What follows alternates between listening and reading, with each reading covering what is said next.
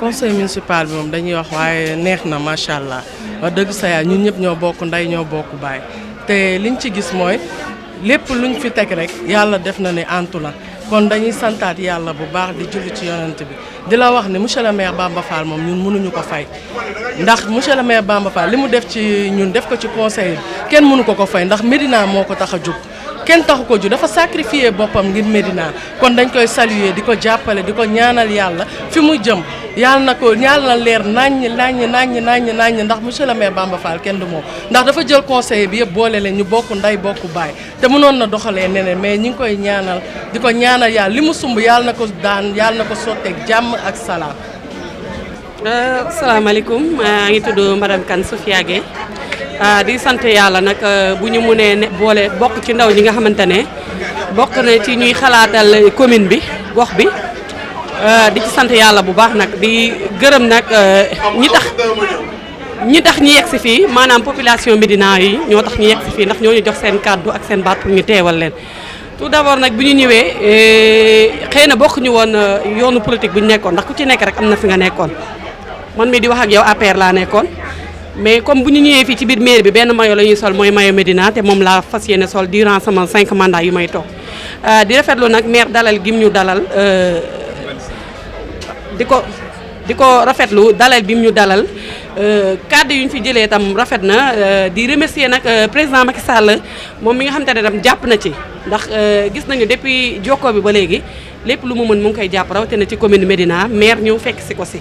kon yaakaar naa ne. conseil municipal bu nekk jaar nañ fi mais yaakaar naa ne ñun daal suñu session bii daal yàlla na ci yàlla def jàmm te yaakaar naa rafetlu ko nag bëri na jeunes yu ci nekk mën a représenter seen gox leen lu may wax rek mooy naam ñuy gën a doole jeunesse bi rawatina jigéen ñi di remercier waat maire ndax mënoon ne bokk ñu woon tam fu ñu bokk mais bi ñu ñëwee dafa tàllal ñëpp loxo boole ñëpp ci liggéey bi ku ci nekk foo santé sa bopp rek mu ne la nga dugg nga liggéey merci beaucoup di jaajëfal waa Médina. ñun de sama doom la woon fa woon rek ndaxte ñun naam yàgg nañu ci conseil bi waaye Bamba Fall ubbu téem yaatalam bëgg ñëpp bokkam amul parti moom il est le maire de toute la Médina loolu la ñu mas di wax ñun ñu fi nekkoon ak moom ba ñu bees ñii dikki tamit ñu dalal leen tey loolu la waxanteeg ñoom te ñëpp tamit adopté nañ ses idées ndaxte dox ju rafet la. te itam monsieur le maire Bamba Fall lépp lu muy dox guddeeg bëccëg lu mu ko mën a coûter luy defar Médina rek la luy dooleel Médina luy taaral Médina lu tax Médina yëpp àndandoo ne waaw mën naa ma ko kon dañ koy ñaanal yàlla lii ñu commencé ci bisimilahi rahmaani rahim yàlla nañ koy yeggali ci alhamdulilahi rabbil alamina te yàlla gën ko fee saxal ndaxte léppam rek lu baax la ci Médina Bamba Fall moom léppam Médina moo ko gënal ba kanam bii macha allah dañ koy ñaanal jàmm rek ak salaam. kaddu yi nuyoo la kaddu sargal la kaddu remercier ko parce que moom vraiment lii mooy wane na ne Médina moo ko ñor parce que ku dem wëri projet boo xam ne xam nga à coup de milliards la pour lépp développement Médina lépp pour ci ay emplois yu bees que mu nekk employé direct wala yu indirect day dugg biir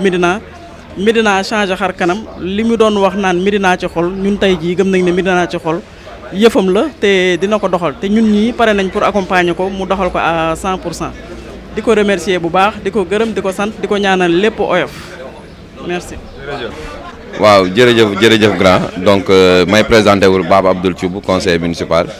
donc je pense que comme ni nga ko waxee léegi bi tey moo doon suñu première séance de conseil municipal ba nga xam ne nii waroon nañ ko def depuis ba ñu installé maire bi donc ñu rafetlu ko mu amoon effectivement benn ordre du jour boo xam ne nii matal nañu ko adopté nañ les différentes commissions yi nga xam ne nii moom la conseil bi war a am du dëgg léegi aussi donc lancé na ubbi na commission yëpp pour ku ci nekk fi nga sentir pour liggéeyal Médina nga taxaw fa nga bindu fa pour mën a wane sa expertise ak sa compétence pour Médina mën a jëm kanam ñu koy gërëm aussi di ko sant parce que aussi mënoon na nommer ay commission ay président de commission mais deful loolu dafa bàyyi affaire bi à l'appréciation du conseil ñu jëlandoo des décisions loolu mooy beneen bi ñuy rafetlu aussi que ne mu nommer ay nit yoo xam ne xëy na ci wàllum politique ànduñu woon mu nommer leen à ce que aujourd'hui ñu nekk ay secrétaires élus mën leen boole ci liggéey bi donc loolu c'est une démarche inclusive bi nga xam ne ni ñi ngi ko ciy gërëm di ko ci sant parce que loolu la Médina soxla Médina benn bopp la soxla te defe naa ne rappel na ko il a rappelé dans sa communication disant que aujourd'hui bu ñu dajee pour être le conseil municipal il y a pas une coloration de parti ni une coloration de coalition donc ni rien d'autre c'est la Médina qui doit être éventuellement donc le seul parti Médina moo war a nekk benn mbubb boo xam ne ñun ñëpp moom la ñu war a sol pour jëmmal ko liggéeyal ko mu ñëw aussi présenter ñu éventuellement les projets les grands projets yi nga xam ne nii ñi ngi koy def ci biir Médina à l'aide du président de la République son excellence monsieur Macky Sall bi nga xam ne nii def na donc une valeur de 55 milliards aujourd'hui ñëw xam nga pour projet yi nga xam ne Médina pour waa Médina je pense que yooyu aussi ñu rafetlu ko ñu gis taxawaay bi ci am et jàpp nañ ne aujourd'hui lépp lu ñu mën a avancer wala lépp lu ñu war a mën a def par rapport ak projet boobu noonu dina ko soumettre conseil municipal bi mu jël ci une décision ñuy rafetlu vraiment loolu yëpp loolu en gros moo tënkoon réunion bi tey ñi ko ciy gërëm aussi di ko ci sant di wax ni donc que la Médina gagne waaw. waaw alhamdulilah macha allah dañuy sant yàlla di jul ci Seydina Mohamed sallallahu alayhi wa sallam ndax tey mooy suñu première réunion conseil tey la ñu fi daje man maay première adjointe au maire donc lépp lu fi am lu neex ci man la ci man lay gën a neex lu fi am lu safaan te nu ma koy yëg. mais alhamdulilah comme Cheikh Amadou Bamba Fall li mu bindoo rek la bindoo macha allah tur nag day wuyu borom tey on a passé une demi-journée boo xam ne vraiment comme ni nga ko waxee ñëpp bokkuñu woon fi ñu jóge waaye tey mel na ni ñëpp ñoo bokk fi ñu daje te grâce à lui ci management am mën a wax ak mbooloom ak xam li mu bëgg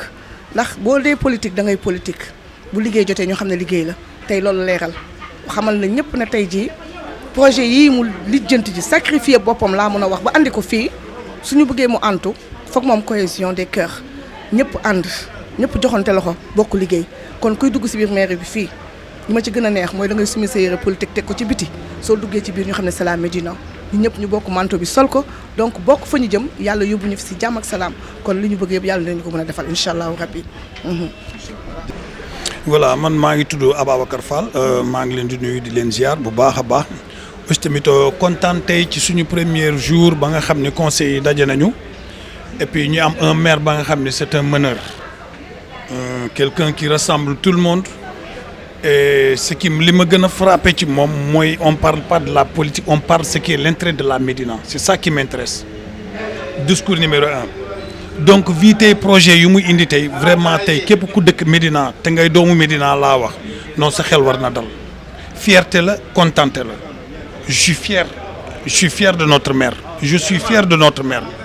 parce que actuellement ni xam nga politique moom négocier la rek yow da ngay négocier kiy joxe ba ki lay jox mën laa jox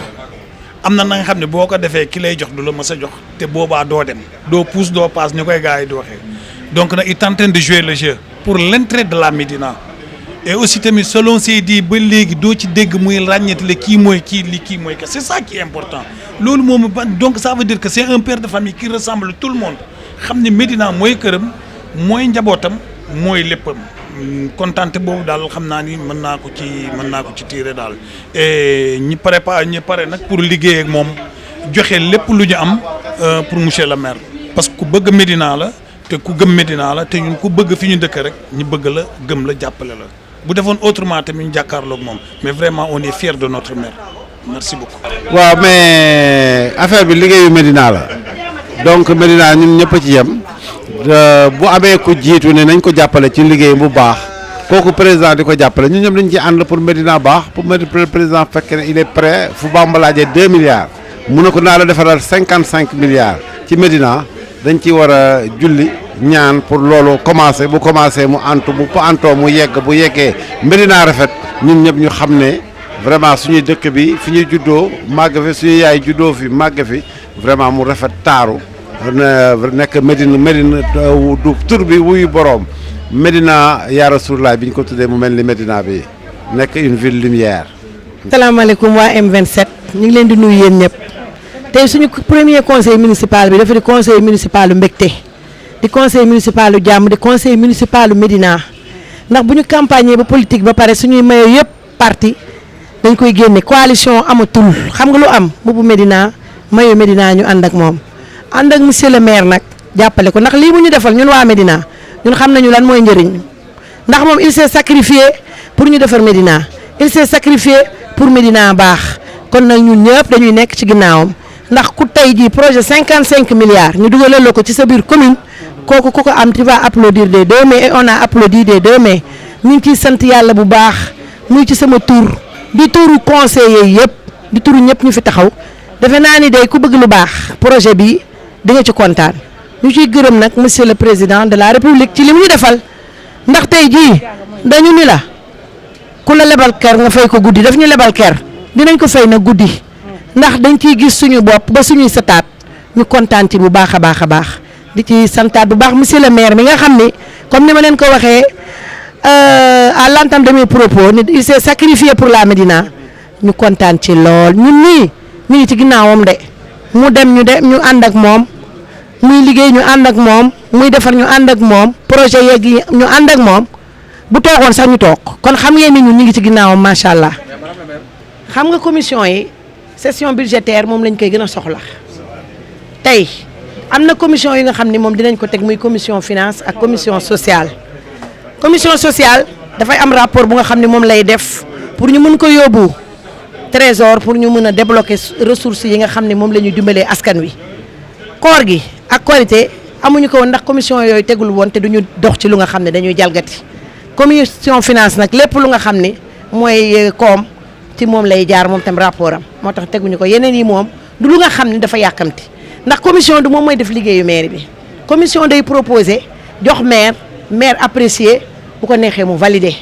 ndaxte tey mënoo nekk ci commission ñu jox la ko nga ñëw ni man la ma fi tegoon wax naa ko ba pare waaye maire appliqué wu ko soxla nag xelu nit ñi ndax liggéey bi c'est pas un travail individuel c'est un travail d'équipe kon ku nekk am nga ci sa pierre à l'édifice moo tax commission yi ñu koy teg maire di xool ñu nga xam ne ñu ngi ci biir commission yi am xam-xam bi am compétence bi ñu koy xalaatal di ko jox mais xalaatal nit ki taxul nga ne li ma xalaat la ñuy def parce que mën nga xalaat te moom xëy na mu am xalaat bu gën sa xalaat waaye dina la njukkal sargal la ci liggéey bu rafet boobu moo tax commission yi nekkee noonu man li may leen di kàddu bi ma leen di sànni mooy boo ñëwee ci mbir nekk fi bees man day ñun de bi ñu fi ñëwee dañ doon raam ñëw ñu rek di wane suñu bopp ndax loo dugg boo ci amul xam-xam doo dem booy wax na nga dem gëstu ji na nga xaar formation ba nga xam ne yow xam nga ci décentralisation lu bëri tey soo bëggee wax koo wax dina la déglu mais di wax nii ci sànni ci ngelaw li te yow li ngay wax xamoo ci dara maîtriser woo ci dara kooku du sotti kon xale yi ñoom ñoo assurer relève bi suba fi mu ne nii kenn du fi toog def fi 100 ans xale yii ñoom ñoo war a topp ñoo war a jàng ñoo war a xam ñoo war a gëstu ñoo war a faram fàccee ëllëg ñoo war a tas ñooy moom fii ëllëg ñoom ñoo fiy des kon nañu topp ci ginnaaw mag ñi won leen yoon ñu xam li ñu war a xam bu ëllëgee ni mag ñay raxasu jox leen kii yi de ñu lengee ñu téye noonu la demee man la Adja Mame Victorine Mbaye 3e adjointe au maire chargée du centre du social et de la santé ci mairie Médina. nga waa Médina ñoo ñu dénk ay baat pour ñu taxawal leen ci conseil bi tey mu doon première ouverture conseil municipal bi ñu doon waxtaan nag ci yoo xam ne maire fexe na ba am ko ci état bi mooy investissement boo xam ne dafa war a dem ba 2025 yaakaar naa ni investissement boobu dañ ciy sant yàlla di remercier le président de la république di remercier le maire Bamba Fall parce que képp ku gis projet bi di nga xam ni devenir u Médina am nañ ci yaakaar suba yàlla nañ ci yàlla jàppale ba ñu yegg seeg jàmm mais investissement boobu 55 milliards boo xam ne dañ koy investir pour Médina am beneen xar kanam kon loolu dañ ciy sant yàlla. suñu taxawaay ci Médina macha allah liñ dañ naan jarul sax laaj ndax nit ku nekk sa gox nga am nit ku nekk da ngay représenter sa gox pour mu jëm kanam. aussi àdduna toll na foo xamante ni li ñu naan lekkatu kese naxul bay da ngay def sacrifice boo xamante ni pour que sa gox mën a développer mën a jëm kanam mooy li nga xamante ni monsieur le maire moom la def boo gisee li muy def sacrifice la lu ne mu ngi koy dégg ci côté bu ne te aussi loolu ndam la doomu aadama foog ngay dégg pour mën a góorgóorlu doomu aadama foog ngay dégg pour mën a xam ni carrément ko ni yow am nga looy représenter. donc Médina dafa nekk quartier boo xamante ni nekk gox boo xamante ni dafa bari ressources yoo xamante ni actuellement buñ ko exploité macha allah dinañ am lu bari te ko xool maquette bi nga xamante ni monsieur le maire wane na ko fii ci biir ci kaw di nga xam ni président de la république vraiment jël na ay tànk yu am solo yoo xamante ni uniquement pour Médina développer aussi ñun li ñu doon xeex yëpp pendant des années lépp lu ñu doon xeex aussi tamit pendant des mois c'était uniquement pour que Médina jëm kanam te loolu la ñu fi gis actuellement ñu ciy sant yàlla bu baax a baax. jërëjëf kon léegi ñu bëggoon a xam rek yéen maanaam instant bi lan ngeen yéen kàddu ngeen di jox président de la république bi nga xam ne moom def naa ne ci bokk na ci ñu jàpp ngir ngeen liggéey Médina. waaw mais loolu mooy yoon parce que nee naa la Médina dafa bokk ci xolu Sénégal président de la république bu ko defaree boppam sax la ko defaral ndax Ndakaaru soxla na ko moom it ci boppam bu ñu ko defaralee dañ koy sant di ko gërëm di ko ñaanal yàlla ndax nit moom bi la ne bu la defalee lu baax da nga koy gërëm ndax yàlla moom suñu borom moom mooy jël wërsëg jaarale ko ci nit yi donc ku santul yàlla aussi tamit doo sant doomu aadama yi ñu ngi koy sant di ko gërëm di ko ñaanal yàlla lépp loo xamante ni def na ko ren rek mu gën ko mën a defaat déwén vraiment daal di kontaan daal ci initiative bi nga xamante ni jël na ko ci Médina bi pour Médina développer te aussi xam naa ni képp koo xamante ni Médinois nga wala Médinois yi ñëpp kontaan ngeen donc ñu ngi ñaan yàlla daal def fi jàmm ak salaam ba ñu fekkee lépp te àdduna lépp looy ñaan da ngay ñaan fekkee ak tal waaw ndax li yëpp neex na mais yàlla nañu yàlla may fekkee gudd fan ak wér ba ñu fekkee ba Médina vraiment développé ba ñëpp mën ci gis seen bopp population bi am ci lu ñu jàpp ndax li ñu naan ñàkk développement ci réew wala ci quartier dafay andi lu ne day andi délinquance day andi macha allah jigéen yoo xamante ne da ngay dem ba dootuñu xamante seen bopp dootuñu xam seen valeur mais nag boo amee nit bu lay ñëw pour développer la sa fi nga dëkk da ngay sant yàlla pour chômage bi mën a wàññeeku ñëpp gën a mën a xam seen bopp seen jaamu yàlla gën a mën a aussi mën a wér daal mën a nangu. maa leen di gërëm di leen sant maa ngi tudd Omar Sow nekk conseil municipal à la Médina assisté nañu premier conseil municipal si mandature bu bees bi 2022 2027 liñ ci jàngat lenn la que tey def nañ ko en mode fast track 1h42 minutes ça veut dire que foofu noonu que wax ji bariwul présentation la prise de contact la léegi li nga xamante ne moo ci am solo mooy que am na ay projets yi nga xamante ne c'est structurant pour la Médina projet boo xamante ne xayma nañ ko ci au départ à 55 milliards c'est bien mais loolu war nañu may benn jàngat que ni tey projet état boobu pour la Médina maire déggoo ak état mooy njëriñu askan parce que servir la population je pense que moom mooy station bu gën a mag pour doomu aadama bu dëkk ci gox je pense que tey loolu maire bi depuis bi ñu ko defee ministre ak installation wu conseil bi ak tey am na changement boo xamante ne bu notable boo xamante ne gis naa ko ci taxawaayu maire bi mooy humilité mooy vérité mooy transparence beneen bi mooy du ma juger kenn ci ay wax ci ay actes laay juger parce que boobaa dinaa mën a rendre compte population bi donc ñi ngi ci début bi dañ ci am njort bu rafet pour le reste nag on va dérouler pour xool li nga xamante ne moom mooy taxawaay bi ñu war a am ci biir conseil municipal bi nan lañ ñuy taxawee parce que je pense que tey maire bi moo am toutes les clés en main pour dérouler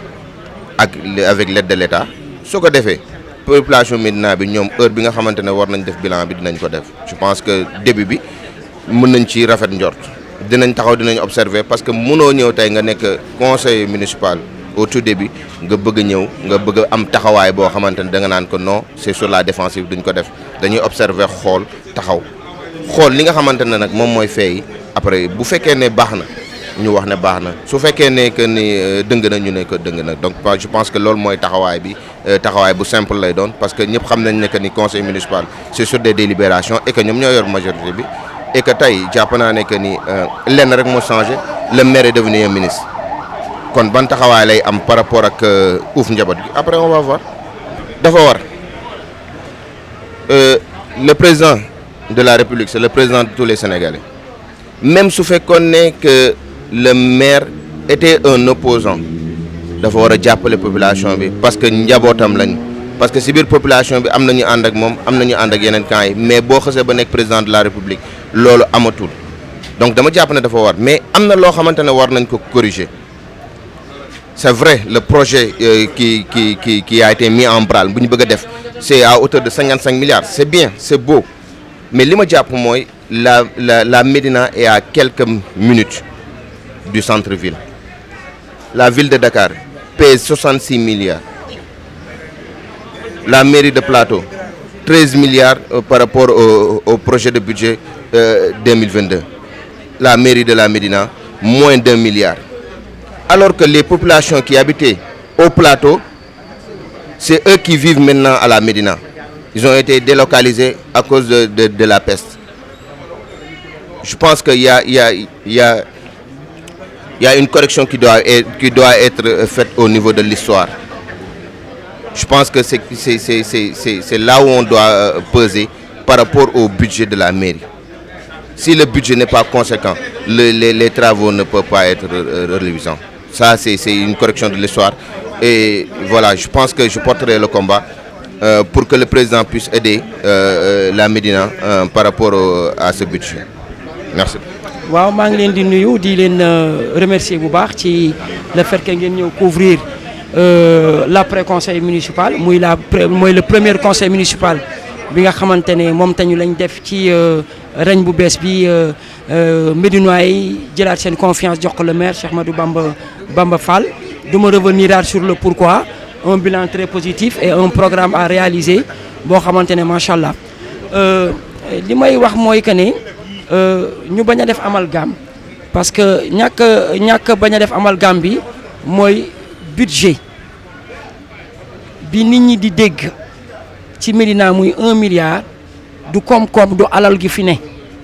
c'est pas 1 milliard qui sont disponibles boo xamante ne dafa nekk ci keesu jaraaf bi wala boo xamante ne dafa nekk ci compte au niveau de perception municipale de la commune de la Médina maanaam xayma la rek dañu ne tey jii yaakaar nañu ne ci at bii di ñëw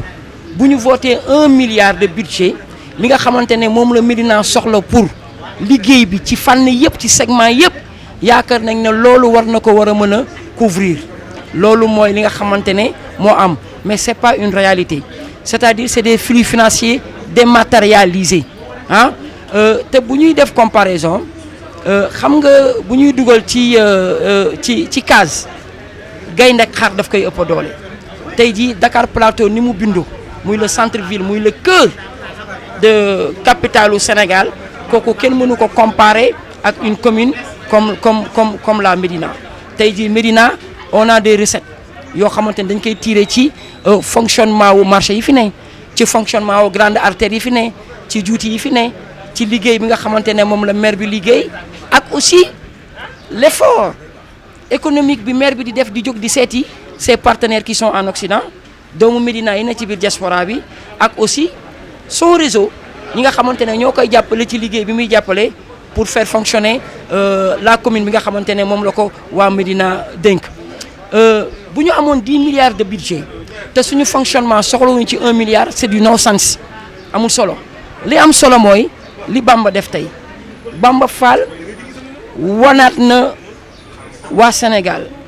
Bamba Fall wanaat na waa Ndakaaru Bamba Fall wanaat na waa Médina ne leen kat nangu nag day jël ci ru bañ parce que pour une première à Dakar un président de la République muy une chance pour le Sénégal le président Macky Sall va investir 55 milliards CFA dans la commune de la Médina 55 milliards c'est 55 années de budget pour la commune de la Médina c'est un demi-siècle de budget pour la commune de la Médina Médina 3 générations là c'est 2 générations et demie de vie bi nga xamante ne doomu Médina yi tey jii bu ñu leen ko doon séddale 55 milliards sur une population de 150 millions kooku doomu Médina bu nekk mënoon na ci am macha allah kenn xamul ñaata milliards. Bamba va faire de la Médina revêtir la Médina une peau neuve nee nañu kat ci li ñu gis tey toutes les écoles de la Médina vont être rasées waxuma réhabilité waxuma peinture rasées complètement ñu tabaxaat ko mu nekk ay écoles yu bees. La Médina sera dotée d'un centre commercial sur l'avenue Blaise Diagne. La Médina sera dotée d'un lycée au cœur de la Médina. La Médina sera dotée d'un marché moderne, mooy marché Tilène fu mu nekk. La Médina va bénéficier de toutes les infrastructures sportives yi nga xamante ne Jeux olympiques bi da ko fi indi dañ koy bàyyil waa Médina mais bu ñu amee tey ci ki nga xamante ne mooy le président Macky Sall jël koom-koom bu toll noonu investir ko ci biir Médina. Macky Sall defu ko Fouta fa mu bokk Macky Sall defu ko Fatick fa mu bokk mais Macky Sall Médina la ko def parce que il a compris par l'intermédiation du maire Bamba Fall que ne pour faire de Dakar, pour faire de Sénégal un joyau, la Médina doit jouer le rôle principal parce que qui doit rentrer dans la capitale sénégalaise va passer dans les rues de la Médina. Kenn mënul dem Palais te jaaroo Médina kenn mënul dugg Dakar Plateau te jaaroo Médina tey jii xar kanamu Ndakaaru pour mu taxaw fa mu war a taxaw il faut xar kanamu Médina changer tey nag grâce au maire Bamba Fall muy jaraaf bii nga xamante ne son esprit d'ouverture qui a préféré sacrifier sa carrière politique pour le bonheur des Médinois, qui a préféré sacrifier sa carrière politique pour faire de la Médina une commune phare, une commune lumière, qui a préféré laisser tomber tout ce qui est perspective politique pour jox lépp Médina. Tey jii il a réussi cette mission parce qu'avec Bamba Fall, l'État du Sénégal c'est 55 milliards de budget d'investissement, les travaux vont bientôt commencer. Loolu tey la ñu gis ci conseil municipal bi tey jii ñu nangul ko tey jii ñu gis conseil boo xamante ne lépp lu ñu fi indi teg ko ci table bi dañ ko voté à l'unanimité amul abstention amul contre point bu maire bi indi rek ñëpp yëkkati loxo ne validé nañ ko lu ko waral nag mooy ce qu'on appelle la gestion participative du maire Bamba Fall, la gestion démocratique du maire Bamba Fall, parce que li mu indi daf ko jox conseil bi laaj ci xalaatu conseil bi delloo ko na ko maire nangu nañu ci la nga indi parce que amal na njëriñ Médina. Donc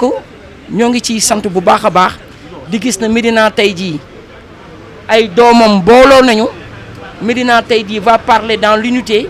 Médina tey jii a eu une chance d'avoir un maire leader qui incarne un leadership d'unité, un leadership de rassembleur, un leadership bi nga xamante ne tey jii avec une démocratie participative. Donc dañ ko ciy gërëm di ko ñaax ne ko mu continuer dans ce sens-là parce que lii la ñuy soxla ci jaraaf mu continuer dans ce sens-là parce que lii la ñuy soxla kilifa ci biir këram parce que Bamba wane na tey jii moo njaboote ñëpp.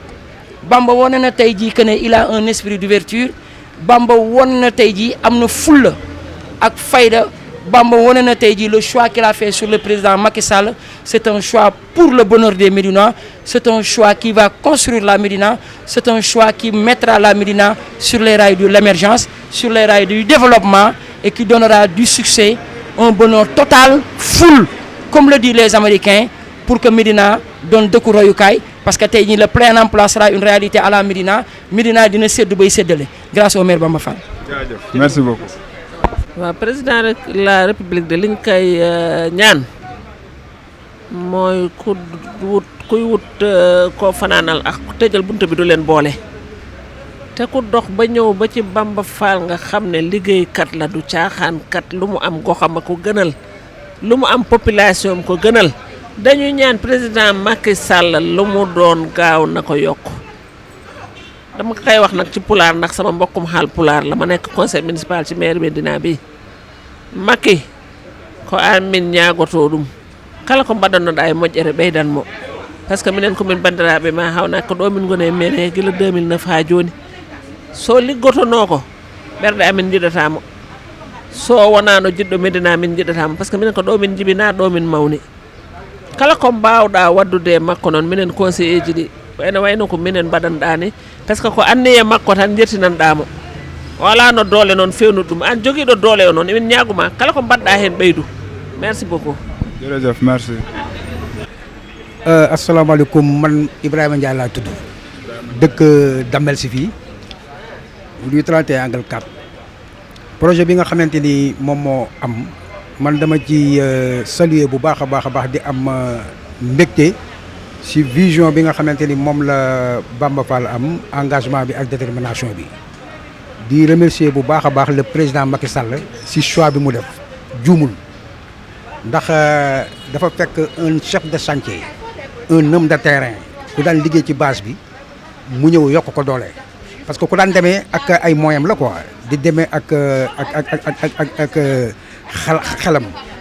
léegi nag su demee ba nga xamante ni nag yokk lañ ko doole complément lay doon rek te complément de satisfaction sam lañ si am quoi di ko rafetlu bu baax waaw loolu moo tax soo gisee Dakar Sénégal Dakar moom mooy porte bi Dakar moom mooy Médina moom mooy portam maanaam soo gisee Afrique comme ni mu toll nii Sénégal moom mooy porte Afrique Dakar moom mooy porte Sénégal Médina moom mooy porte Dakar te weddi gis bokku ci parce que à chaque fois même bi nga xamante ni sax amuñu woon collaboration ak état ba état gëmmul ndalawul mais ñu ngi gis li nga xamante ni moom la fiy liggéey soo gisee mu jël budget bi teg ko ci loxo Cheikh Amadou Bamba Fall ça veut dire que ni teg na ko ci loxo yu mu ko war a teg loxo yi nga xamante ni moom si wàllu boppam comme ni ma la ko waxee au départ chef de chantier la visionnaire la am na engagement vision ak détermination. xam nga Médina yàgg naa am ay maire maanaam yaakaar naa ni maire Ahmed Diagne jaar na fi maire Birame Sassoum su ma ko waxee sax parce que kooku liggéey na ak Bamba Fall bon léegi